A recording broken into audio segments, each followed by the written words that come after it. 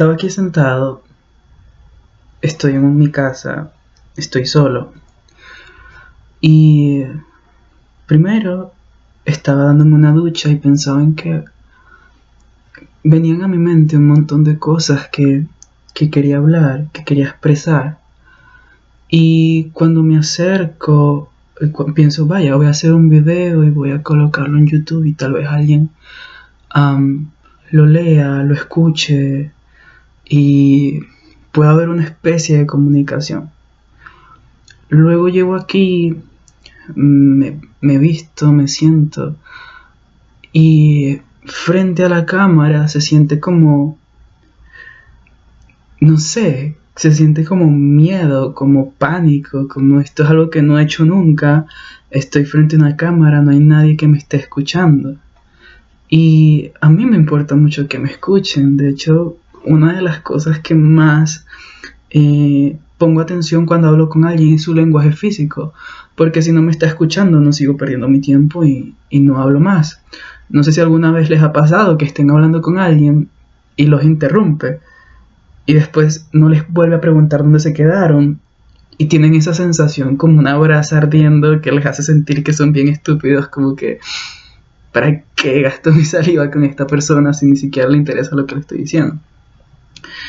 Pero entonces estaba aquí viendo ese botón para que empiece a correr el video y era una sensación como que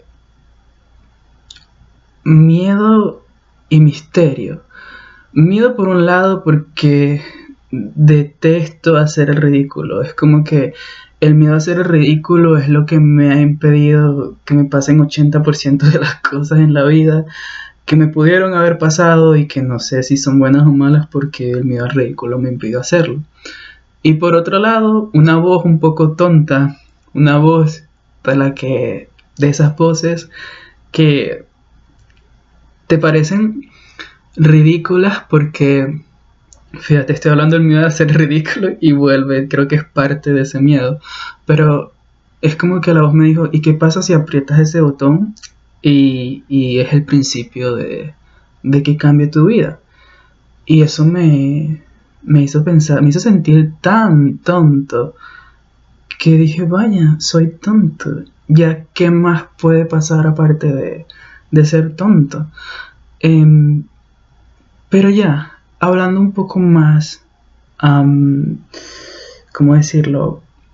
En cuanto a lo que la llama, o sea, yo quiero hablar de la llama que te nace y que te hace decir ciertas cosas y tener la necesidad de decir, oye, yo puedo estar aquí, yo tengo cosas que decir, yo tengo cosas que expresar.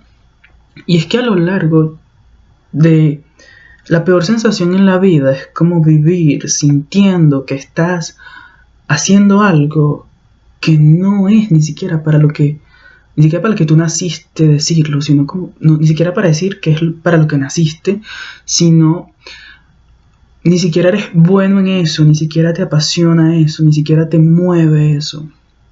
Y es una sensación muy constante para mí, la sensación de que hay cosas que yo sé, hay cosas que yo entiendo, hay cosas, tengo una capacidad para expresar las cosas, para ordenar en forma de palabras lo que está dentro de mí, para traducir mi sensibilidad dentro de un lenguaje de palabras. Y es como se siente, como que cada día que pasa, en donde tú no estés escribiendo, en donde tú no estés expresando, en donde tú no estés poniendo ese fuego en la vida misma, se siente una impotencia enorme. Y hoy estaba pensando precisamente en eso, en que cuando tenemos un deseo, que es más que un deseo, es como una necesidad de ser. Yo no sé cuál es la definición de un deseo. Creo que un deseo es algo que ves, te proyectas, quieres tener. Pero yo en este momento uso la palabra deseo como necesidad de ser. Y no de ser cualquier cosa, sino de ser aquello para lo que naciste. Y yo creo que solo tú encuentras aquello para lo que naciste cuando haciendo cualquier otra cosa sientes que es muerte en vida. Y una cosa que yo me he dado cuenta, porque es una inquietud que está en mí. Yo leo mucho acerca de todos los escritores que admiro, toda persona que me produzca algún tipo de admiración con lo que hace, no es por lo famoso, es con lo que hace. Yo quiero saber su biografía, es como quiero ser su amigo de alguna manera, quiero entenderlo. De hecho, hasta creo que pudiera tener vocación de entrevistador si pudiera tener un programa en donde entrevisto a quien yo quiera y no a gente aburrida que no me interesa. Pero todas estas personas tienen algo en común. Y eso que tienen en común es que en sus vidas, cuando no pasaron a la historia, por así decirlo, nadie creía en ellos, nadie los comprendía, para todos eran raros, eran flojos, porque vivimos en un mundo en donde flojo es aquel que no se conforma con trabajar mucho para simplemente pagar las deudas. Si hay alguien que te dice, ¿sabes qué? A mí me apasiona caminar por el bosque, no eres un flojo. O sea, al menos que logres convertir lo que te apasiona en un negocio y en muchos casos explotar a las personas con lo que haces, entonces eres un flojo. Pero, ¿qué tal la flojera del pensamiento? ¿Qué tal la flojera o la pereza de saber que tú naciste para hacer algo con un fuego interior y no estallas con él simplemente porque te da miedo lo que los otros puedan decir de tu fuego? Y una cosa que me he dado cuenta es que ese fuego, una vez que estalla, una vez que arde, hace que la opinión de los demás se vea como realmente es. Y es un montón de sombras que no significan nada, porque todo el significado está en ese fuego. No en cómo lo expliques, sino en cómo te dejes arder por él. Y ese ardor, ese mismo ardor es la expresión misma. Es como que, no es como que siento la energía y luego voy y hago algo con ella. No, es como que esta energía es tan poderosa que todo lo demás que ocurre es producto de ella. Y yo creo que es fascinante cuando tenemos algo, un miedo, una inseguridad, lo que sea, y en vez de tratar de escapar de ella, podemos observarla en silencio. Y ahí es cuando empieza a arder ese fuego que es la vida misma. Porque cuando ardes con ese fuego, ya no eres una persona en la vida, sino que tú y la vida son una sola cosa.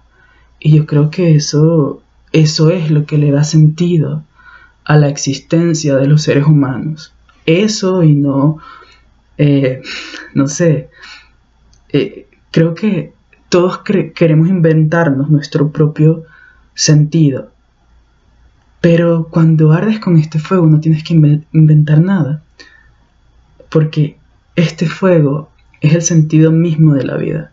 Hay quienes piensan que la vida no tiene sentido, hay quienes inventan un sentido, pero creo que este fuego sería el sentido mismo de la vida, o sea, una vida con un significado, no inventado por mí, sino un significado en sí mismo.